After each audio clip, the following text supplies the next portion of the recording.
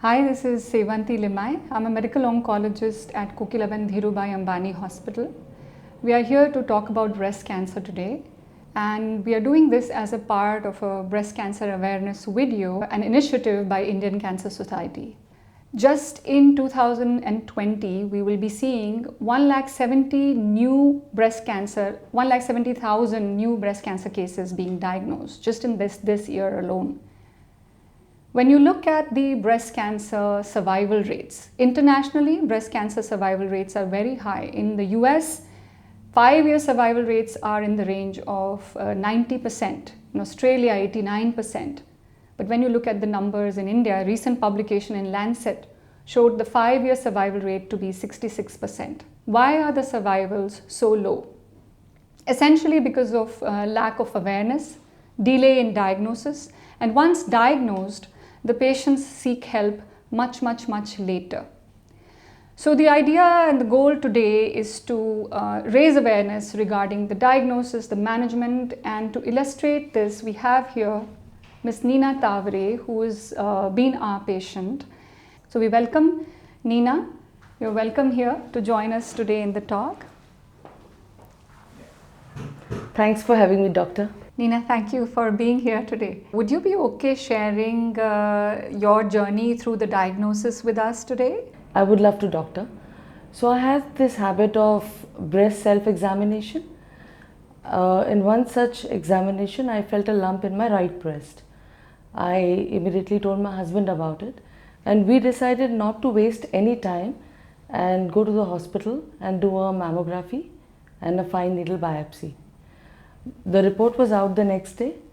With the reports, we went to meet Dr. Mandar Nadkarni, who is a very good breast surgeon, as we know.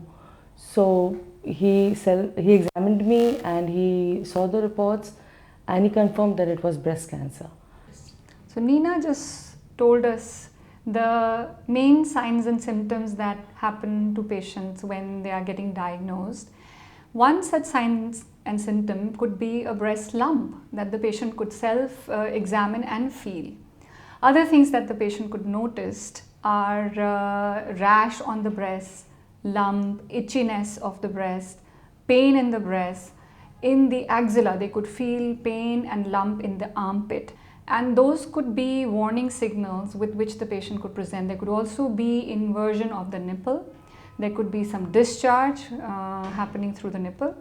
And whenever faced with such changes in the breast, the idea would be to quickly bring this to the notice of your treating physician. You may then get referred for quick examination, as Neena has told us through her story. She got the mammogram, she got the biopsy, and then she reported to see the breast surgeon almost immediately. And that is the kind of action one would recommend each patient to take. The next steps are usually to make sure that the disease has not spread elsewhere, and you could get an imaging or a scan recommended by the surgeon mostly. So Neena, what happened after you were diagnosed? When did you go through the surgery? Before meeting Dr. Nadkarni, of course, we were very worried and very anxious as to what will be the diagnosis, what is the treatment, and what will my future be. He prepared us for the surgery. He told us that we have to do PET scan and some other tests. And I must say that I met him on a Wednesday, and by Saturday he had already done my surgery and cancer was out of my body, which was a big relief for us. The immediate action actually ends up amounting to survival advantage. So early diagnosis and early therapy for most patients is life-saving and enhances life for these patients. So after the surgery, we have next lines of therapy. What were the next lines of therapy recommended for you, Neena? Dr. Mandar Nadkarni asked me to meet Dr. Sevanti Limai, and you, as we know, spent a lot of time in explaining to me what is the chemotherapy procedure, what would be its side effects, what are the difficulties that I would face. I had side effects like migraine, mouth sores, acidity, tastelessness, and most importantly, blood counts going down. But these all side effects were well handled by you. Medication and supplements were given so that the treatment became a little more bearable. So most patients who have had surgery for breast cancer get examined, their histopathological findings get examined for whether or not they are candidates for chemotherapy or radiation, which are a part of treatment of breast cancer. So breast cancer therapy is not one modality. Usually it consists of multimodality therapy.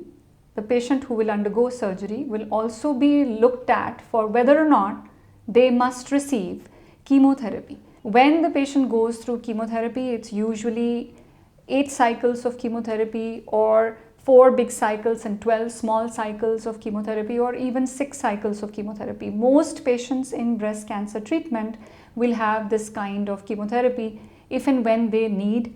There are other treatment modalities also that come into play. Some breast cancer patients will have HER2 positive disease where targeted therapy is recommended, and that targeted therapy goes on for 1 year.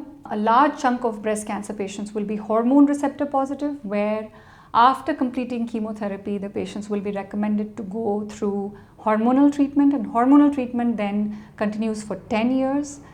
But after finishing chemotherapy, most patients will have to go through another modality of treatment. So, Neena, what was your treatment after completing chemotherapy? After the chemotherapy, Dr. Mandar Nadkarni asked me to meet Dr. Pranav Chadda for radiation. Dr. Pranav Chadda, again, I would say, spent a lot of time to explain why radiation was important, how it's going to be done, what are the different machines Kokila Hospital has, and which machine would suit me best. And he was personally involved in all the markings that would give the best results from the radiation. And that's what most patients are recommended if they have gone through breast conservation. So any patient who presents with breast cancer should be assessed from the point of view of conserving the organ. Gone are the days when you would end up losing the breast just if you were diagnosed with breast cancer. Today, the survivor of a patient, if they just did breast conservation or lost the whole breast by doing modified radical mastectomy, could be quite similar if the appropriate treatment strategies are taken. So if a patient undergoes breast cancer therapy with breast conservation, they are supposed to then go through radiation. A lot of mastectomies also require radiation. So the goal here should not be to sacrifice the breast. The goal here should be to discuss with your treating team and understand what would be the most appropriate surgery, and most appropriate surgery by being less involved. So if you could conserve the organ, that should be the onus, even if the further treatment involves radiation. So Neena here went through chemotherapy and then completed her treatment by doing radiation. Post radiation, because she is triple negative breast cancer, she was also offered maintenance oral chemotherapy, which is something that we offer to most triple negative breast cancer patients. This is curative treatment that we treated Neena with, and today she is done with all 3 and beyond her cancer diagnosis. Today she is cancer free. Now Neena, would you have a message for the people who are hearing us today? The one thing that I would like to say is that it's not your mistake if you got cancer. You don't need to have that sense of guilt. What I felt is that I should not lose my basic inherent nature and to cancer. I didn't want to change my fun-loving side. I wanted to face the disease with a positive attitude and be a role model to others. And come out a happy person. Yes. So we talked about the signs and symptoms, diagnosis, the journey through treatment. And to summarize it all, I would just say that early diagnosis is critical. So who all are at risk for breast cancer? If a woman is at the age of 50, we start thinking screening. Any woman who's 50 years of age should start doing yearly mammograms as a part of screening for breast cancer. If someone has significant family history of breast cancers, they should start screening sooner, even at 40. Personal history of cancers. If someone has had previous ovarian cancer, there are hereditary breast ovarian cancer syndromes. So that person should be mindful and definitely screen for breast cancer. Age, lifestyle. So when we talk about lifestyle, increasing weight, alcohol consumption above a certain limit, and now American Cancer Society actually has declared no level of alcohol is safe. When you look at these risk factors, and if anyone recognizes themselves as having a higher risk than the others, the alarm should go off on screening. Breast self-examination is to begin with. Very, very critical for women to do a cyclical breast self-examination, clinical examination quarterly, and mammogram, sonogram on a yearly basis starting at 40 or 50 as I described. Most important to get through an early diagnosis. When in suspicion, getting a biopsy of that lesion, a quick biopsy, very, very critical. And then getting to the right kind of center, the right kind of thought leader for diagnosis and treatment of your cancer will be very important and life-saving as well. When diagnosed, don't be intimidated. Shift your responsibility.